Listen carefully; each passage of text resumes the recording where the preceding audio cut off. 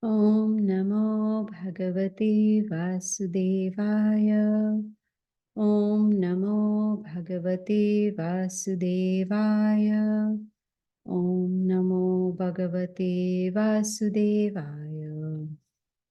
So we are reading from Bhagavad Gita as it is, chapter number 4. We start a new chapter today, and that is Transcendental Knowledge, verse number 1.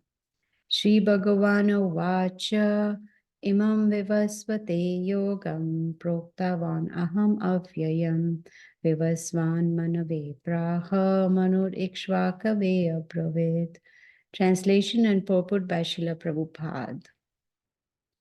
The personality of Godhead, Lord Sri Krishna said, I instructed this imperishable science of yoga to the sun god Vivasvan, and Vivasvan instructed it to Manu, the father of mankind, and Manu in turn instructed it to Ikshvaku.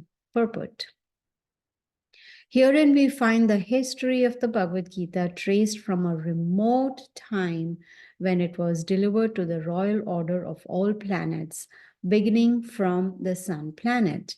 The kings of all planets are specially meant for the protection of the inhabitants, and therefore the royal order should understand the science of Bhagavad Gita in order to be able to rule the citizens and protect them from material bondage to lust. Human life is meant for cultivation of spiritual knowledge in eternal relationship with the Supreme Personality of Godhead, and the executive heads of all states and all planets are obliged to impart this lesson to the citizens by education, culture, and devotion. In other words, the executive heads of all states are intended to spread the science of Krishna consciousness so that the people may take advantage of this great science and pursue a successful path utilizing the opportunity of the human form of life. In this millennium, the sun god is known as Vivaswan, the king of the sun, which is the origin of all planets within the solar system. In the Brahma Samhita, it is said Yak Chashur Esha Savita Sakala Grahanam Raja Samasta Sura Murtir Ashesh Tejaha Yas Yaknaya Brahmati Samrata Kala Chakro Govindam Adi Purusham Tam Aham Bhajami. Let me worship, Lord Brahma said, the Supreme Personality of Godhead, Govinda or Krishna, who is the original person and under whose order the sun, which is the king of all planets, is assuming immense power and heat. The sun represents the eye of the Lord and traverses its orbit in obedience to his order. The sun is the king of all planets, and the sun god at present of the name Vivaswan rules the sun planet, which is controlling all other planets by supplying heat and light. He is rotating under the order of Krishna, and Lord Krishna originally made Vivaswan his first disciple to understand the science of Bhagavad Gita. The Gita is not, therefore, a speculative treatise for the insignificant mundane scholar, but is a standard book of knowledge coming down from the time immemorial. In the Mahabharata, we can trace out the history of the Bhagavad Gita as follows. Treta Yugado cha tato vivaswan manavedadao manushya lokabhrita arhatham sutta ikshvakshavedadao ikshvakuna cha kathito vyapya lokhan avasthitaha. In the beginning of the millennium known as Treta Yuga, the science of the relationship with the Supreme was delivered by Vivaswan to Manu. Manu, being the father of mankind, gave it to his son Maharaj Ikshvaku, the king of this earth planet and forefather of the Yagu dynasty in which Lord Ramachandra appeared. Therefore, Bhagavad Gita existed in human society from the time of Maharaj Ikshvaku. At the present moment, we have passed through 5,000 years of the Kali Yuga, which lasts 432,000 years. Before this, there was Dwapar Yuga, 800,000 years. And before that, there was Treta Yuga, 1.2 million years.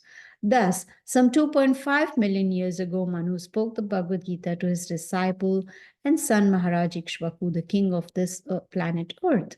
The age of the current Manu is calculated to last some 303,300,000 years, of which 120.4 million years have passed. Accepting that before the birth of Manu, the Gita was spoken by the Lord to his disciple, the sun god Vivaswan, a rough estimate is that the Gita was spoken at least 120.4 million years ago, and in human society it has been extant for 2 million years. It's a very long purport, so I will not be able to finish it, but I'll give you a gist of this. Om Jnanatimirandasya Jnananjana Shalakaya Chakshurunmilitamena Tasmai Shri Gurave Namaha. First of all, Hare Krishna to all of you, and very nice to see all of you again after a long time. Thank you for joining, and we start a new chapter today, which is Transcendental Knowledge. Now, as we heard from today's verse, how Krishna spoke this Bhagavad Gita, and we got a gist of the history of the Bhagavad Gita.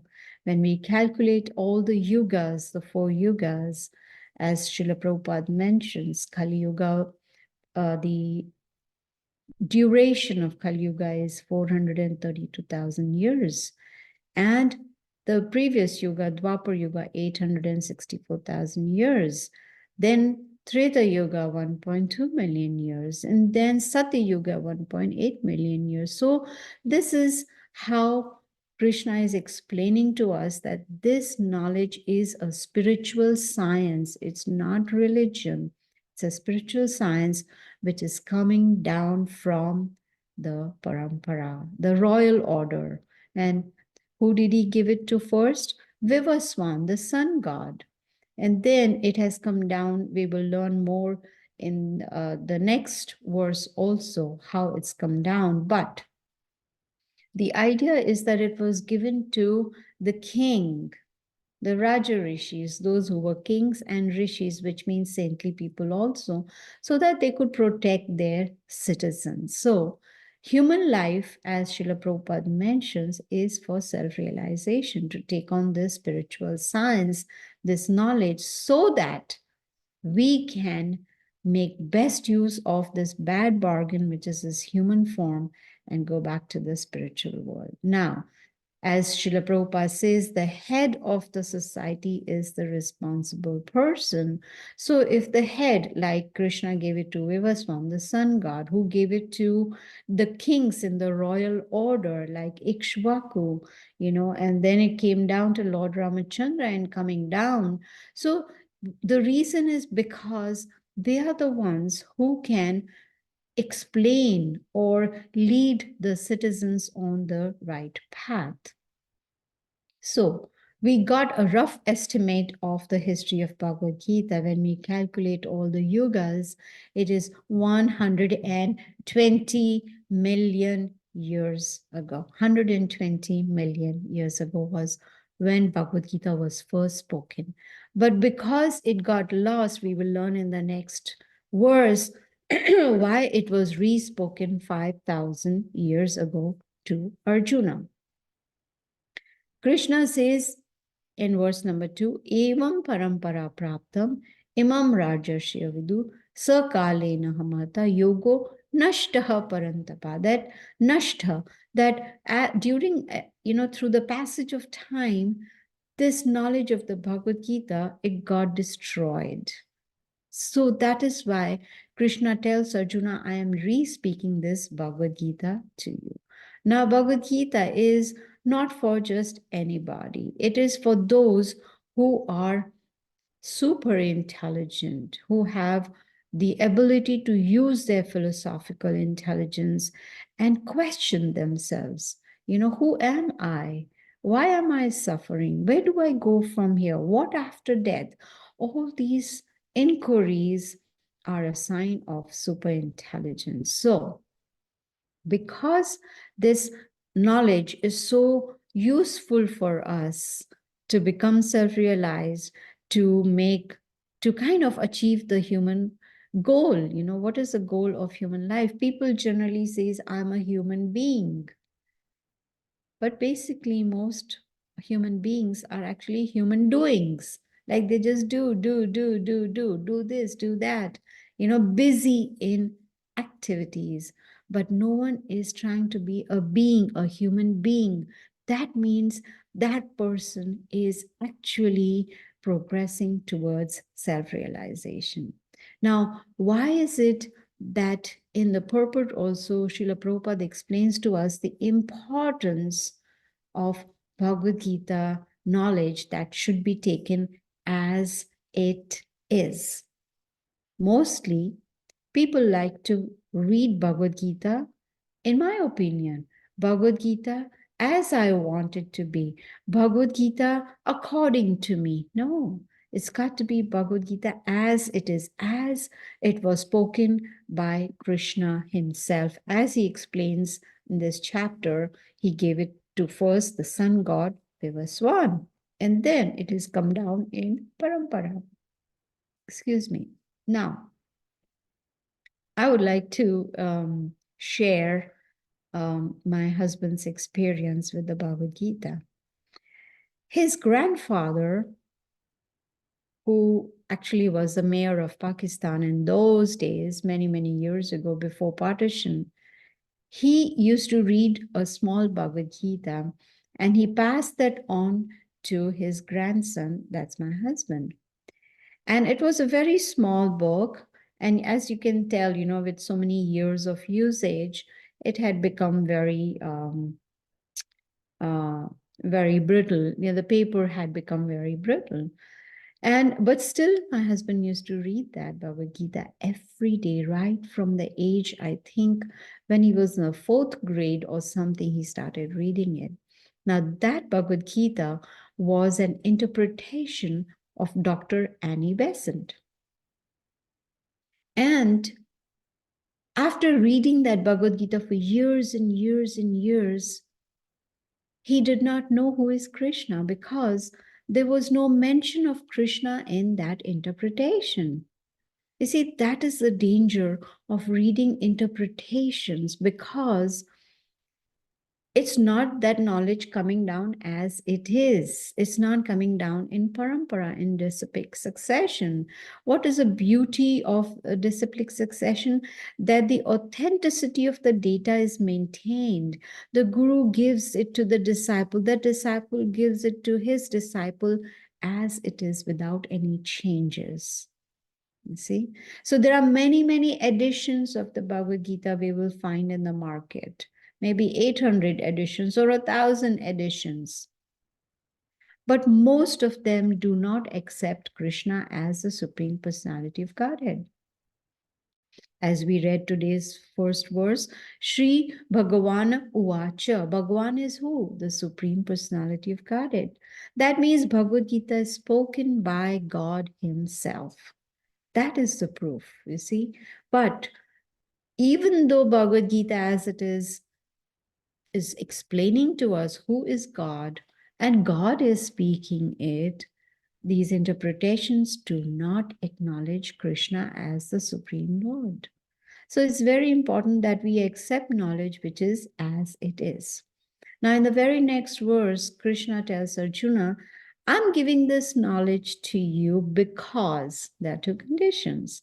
Because you are my devotee and you are my friend. So there is a criteria for accepting Bhagavad Gita, right? It's not just for anybody. One has to have that basic faith that yes, Krishna is God, the Supreme Lord, and he's the one who spoke the Bhagavad Gita. When we have that basic faith, then we can build on it with taking on more knowledge from the Bhagavad Gita. And Arjuna was able to understand it because he accepted Krishna as the Supreme Lord. He was devoted to the Lord, and that is how he understood. So Bhagavad Gita actually is a very confidential knowledge. We will learn in chapter 9 the most confidential knowledge. Now, one may say, but it is there in the book. Anybody can open the book and read. Anybody, can hear Bhagavad Gita.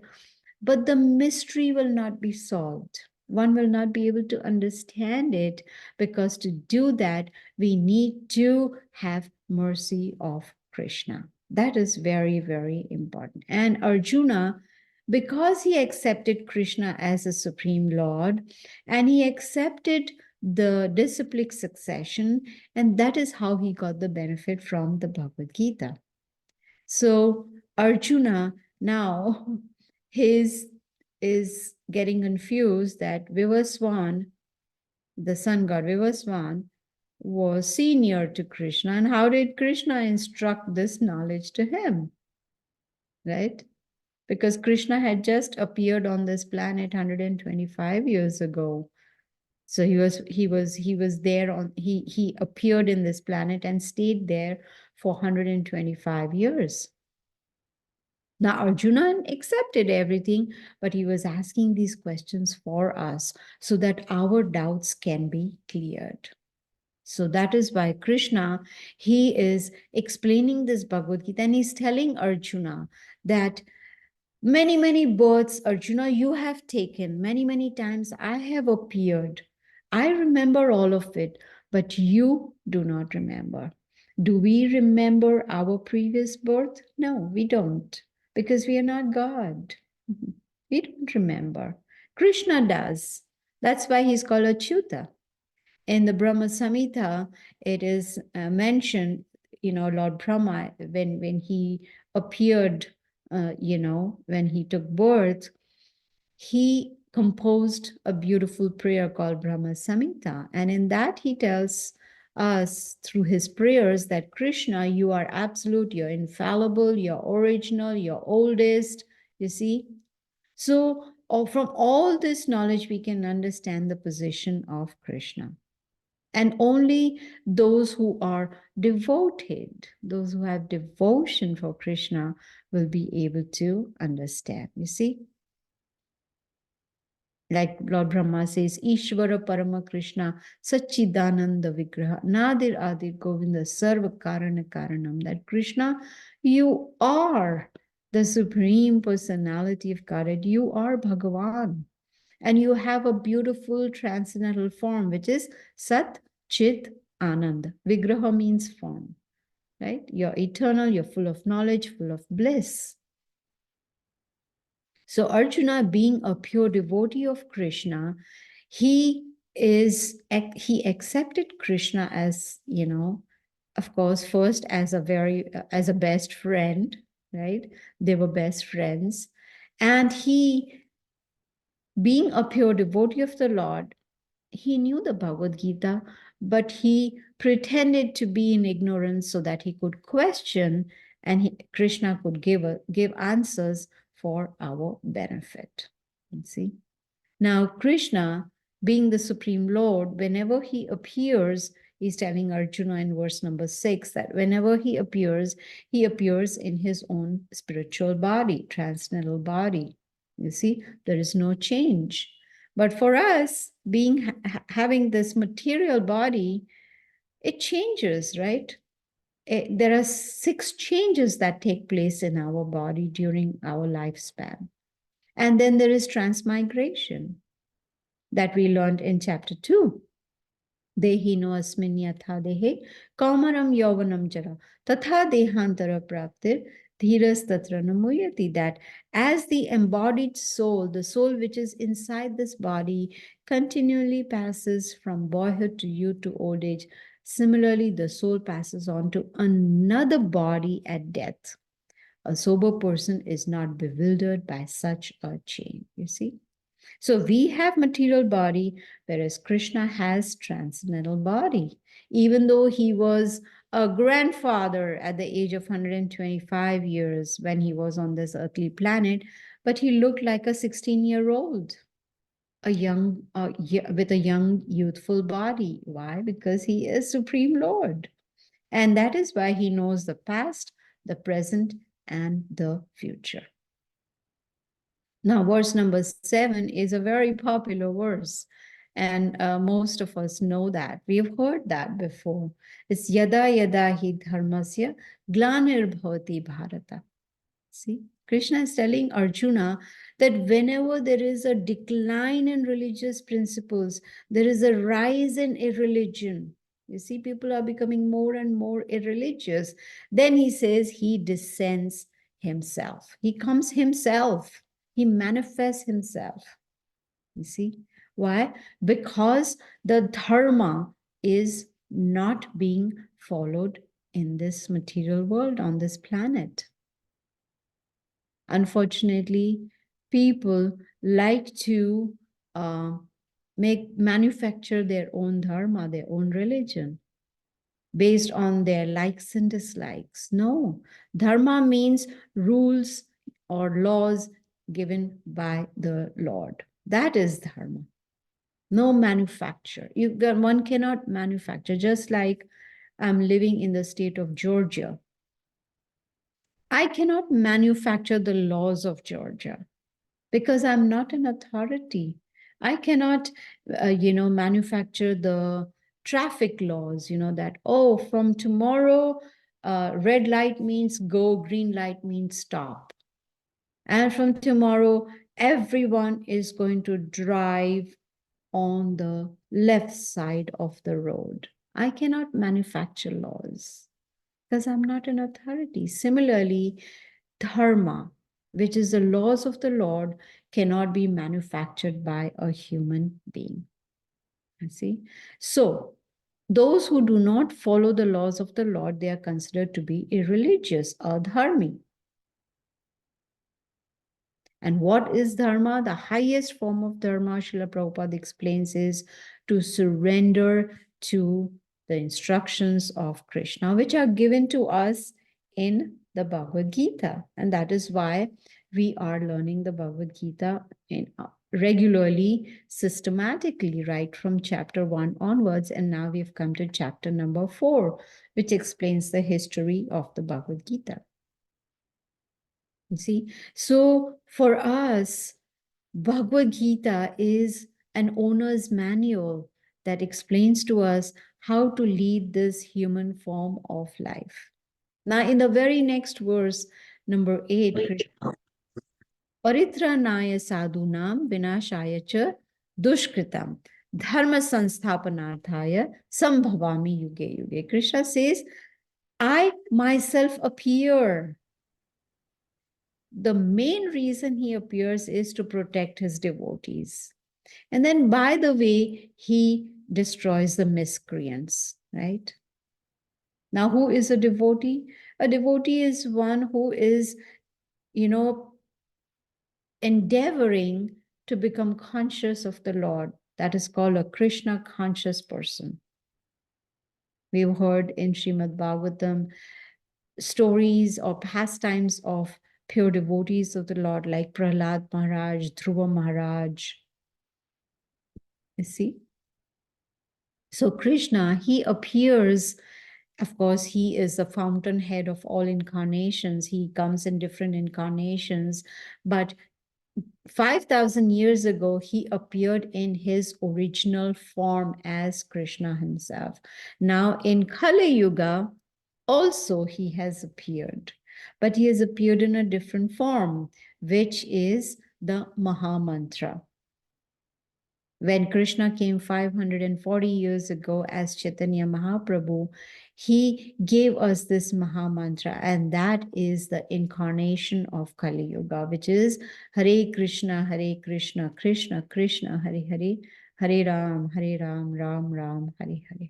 See, that is an incarnation. There is no difference between Krishna and his holy name. So these sound vibrations of the Maha Mantra is non-different from Krishna himself. That's why it is so powerful.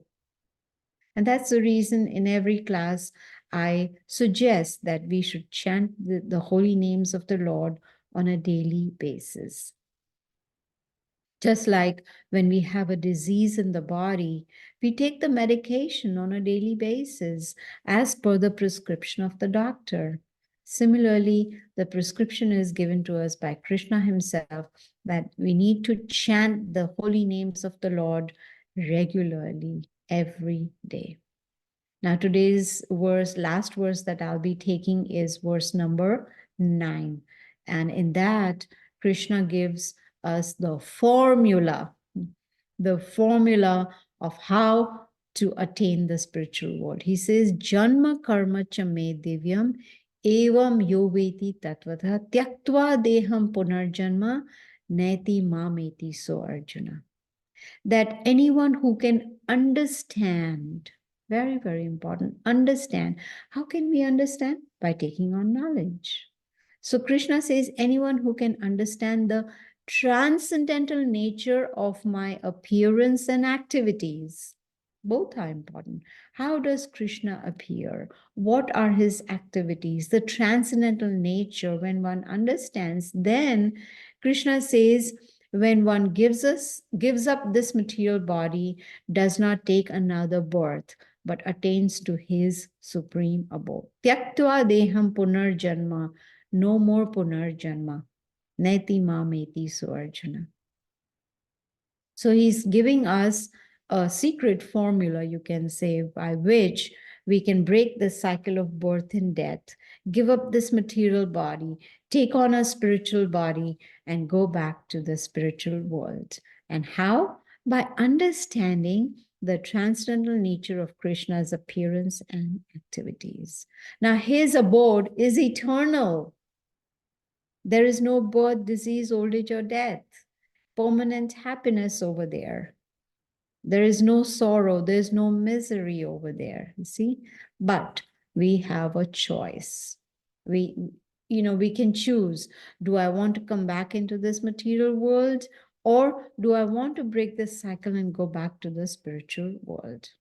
Now, it's not easy to understand. It has to be, we have to be very serious and sincere about understanding the Bhagavad Gita.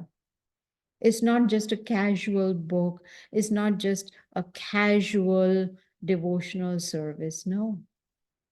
One needs to have the conviction. Yes, I do want to make this human form of life successful. I do want to become self-realized. I am suffering in this material world. We've heard about 7 miseries that, human beings go through in this material world. So those who are very, very intelligent, they take up this step of, having that conviction that, yes, I want to understand the Bhagavad Gita and accept this Bhagavad Gita on based on authority, as we learned from verse 2 of this chapter, evam parampara praptam, that we need to accept this knowledge as it is from the parampara. You see, in the introduction of Bhagavad Gita, I had explained that there are 3 ways to receive the spiritual knowledge. There is Pratyaksha Praman, Anuman Praman, and Shabda Praman. Pratyaksha Praman is where seeing is believing. Okay, if I can see God, I'll believe in God. That's not how it works.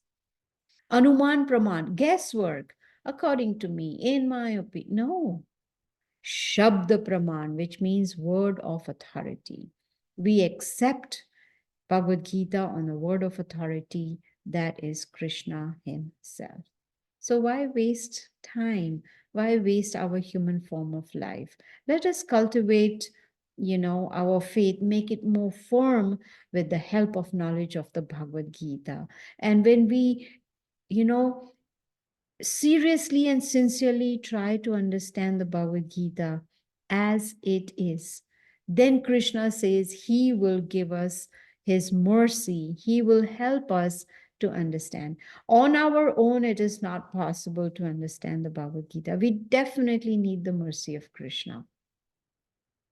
And when we start understanding the Bhagavad Gita and practicing it, it's important to put it into practice.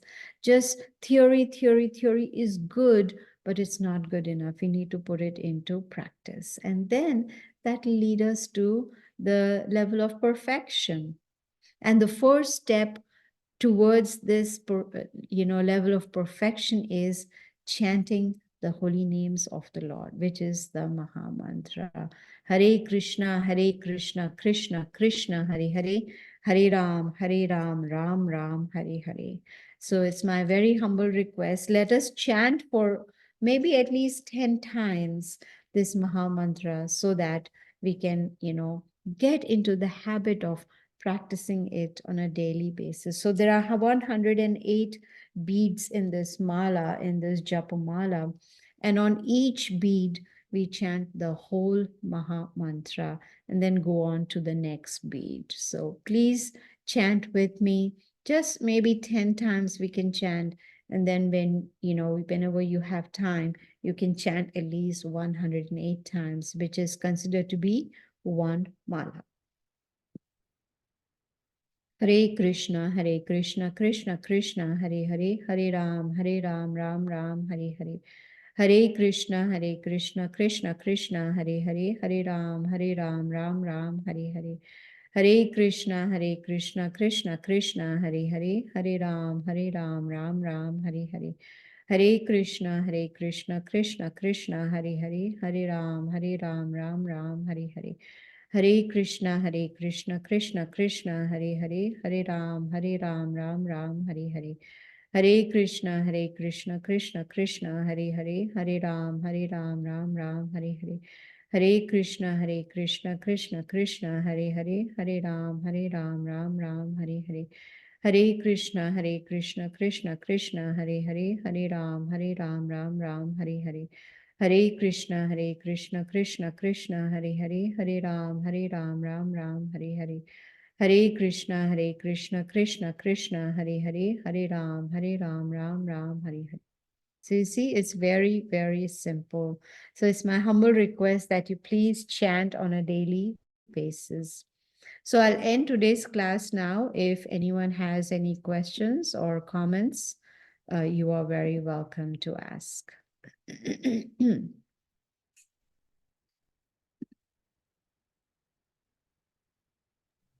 Hey Krishna Gita, I just want to tell you that